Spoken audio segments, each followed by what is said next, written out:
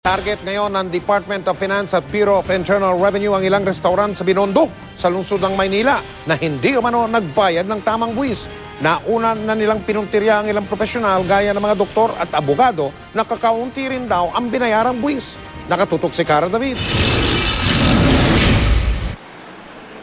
Hile-hilera ang mga restaurant sa Binondo. Pero ayon sa Department of Finance, sa kanilang datos, 120 restaurants lamang sa Chinatown ang nagbayad ng buwis nung nakaraang taon.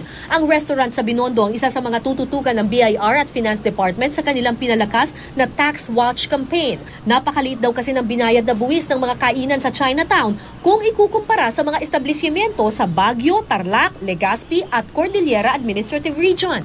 Hindi kami pinaunlakan ng panayam ng Filipino-Chinese Chamber of Commerce at ng Asosasyon ng Restaurant sa Binondo. Pero giit ng ilang may-ari ng kainan sa Chinatown, masipag at masinop raw sila sa pagbabayad ng buwis.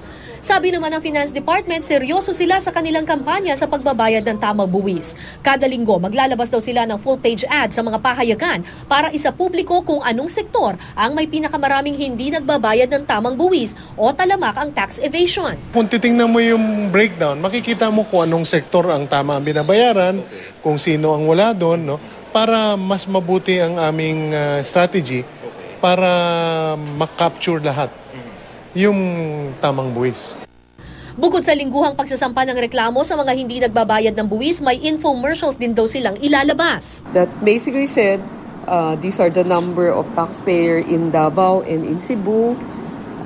These are the number of people who filed. These are the amount of taxes they paid. Pinuntirya rin ng BIR ang mga self-employed o professionals, partikular ang mga doktor at abogado. Mas malaki pa raw kasi ang binayad na buwis ng ilang public school teacher na kumikita lamang ng 18,000 pesos kumpara sa ilang abogado. Sa isang ad nga ng BIR at Finance Department kamakailan, nakasaad na mahigit kalahati ng 2,031 na rehistradong taxpayer na abogado, doktor at accountant sa Makati, 35,000 pesos lang ang binayarang buwis ng bawat isa noong 2012. Samantalang ang isang public school teacher nagbayad daw ng 35,952 pesos na buwis. Sabi naman ng Integrated Bar of the Philippines, maling ikumpara ang mga guro sa mga abogado. Kahit daw kasi mas malaki ang sweldo nila, mas malaki rin naman daw ang gastos nila para magampanan ang kanilang trabaho. Yung teachers, walang allowable deductions yun eh. Pero yung ordinary lawyers, yung practitioner, siyempre bumibili yan ng libro. You can just imagine yung escra kung magkano. They are allowable deductions. Sa datos ng Finance Department, sa 1.8 million na self-employed, mahigit 400,000 lang daw ang nagbayad ng buwis noong isang taon. Masama ang loob ng IBP dahil tila pinag-iinitan daw sila ng BIR, gayong karamihan sa mga abogado naman daw nagtatrabaho sa mga kumpanya kaya automatic ang pagbubuwis.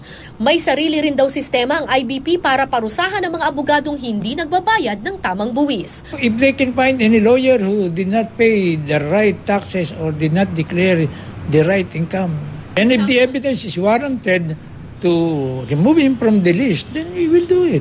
We will recommend to the Supreme Court. To discard him? Yes. Cara David, nakatutok, 24 oras.